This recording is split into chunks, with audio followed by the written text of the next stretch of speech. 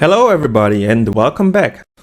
In this second part of the course, we will focus on how to build the bridge between having figured out how good a board is for each player in the hand to knowing which action to take. As a quick recap, in part 1 we have talked about how you can use reports from software like POSolver or GTO Wizard to study different formations of flops. With the help of these softwares, it is very easy to see exactly how much equity and EV each of the players involved in the hand will have on every board. However, in order to be able to come up with a good idea of how good a board is while you're playing yourself and or simply don't have the access to such software, you'll need a different approach. By going through each hand class possible and visualizing the amount of holdings that both of the players will have on a flop, we can get a good grasp of which player a flop is favorable for. But since that is not our end goal, we will now get into what we can do with that information.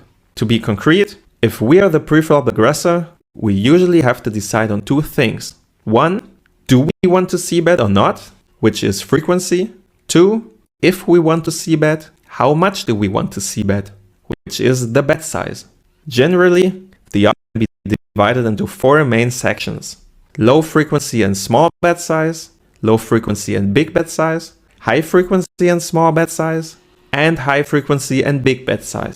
Now, sure, there are other options in between and a lot of nuances that can be made, but to cover for about 90% of cases you find yourself in, these categories are the most valuable to look at. To start off, let's take a quick glance at both of these parameters before we'll enter and cover each of these 4 sections. Frequency. Just like in part 1, let's start by going through the reports for some spots to see some calculated solutions. We can see exactly how often a certain flop should be checked and bet according to the GTO solution. As it is much easier to use and will have much more information to work with, we will use GTO Wizard for this exercise again. Here we can set the bet sizes to be displayed as exact, which shows the exact sizing, or simplified, which simply shows the options bet or check. As we want to start by just checking the frequencies of bets on certain boards, the simplified option will be the best choice for now. So what we can see right away is that in general, a higher equity and EV tend to result in a higher frequency of bets. It's not an exact correlation because we can see some lower equities in between the high frequency bets, but from a tendency standpoint, higher equities make for more bets and vice versa. That's already a useful starting point, because as you'll remember, in part 1 we already figured out a good way to roughly estimate the equity advantage of each player in a spot. By going through the hand classes and figuring out which range hits the flop better, we could draw quite a good relation to the equity advantage. So knowing that an equity advantage leads to a higher frequency of bets is a valuable piece of knowledge. So next, we'll have to figure out which bet size we want to use. Now it turns out that finding such a clear correlation like the one regarding frequency is a little more complicated to find when thinking about our bet sizing. For this, it's not enough to just look at the equities and EVs, as there is no direct correlation.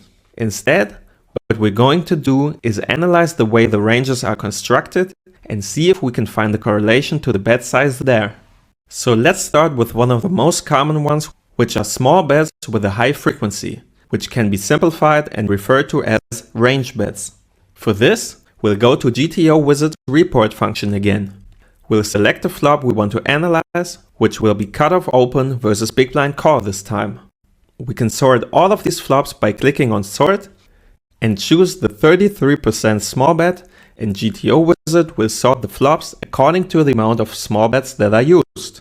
We'll move the cursor all the way to the right to see the flops which prefer a small bet the most.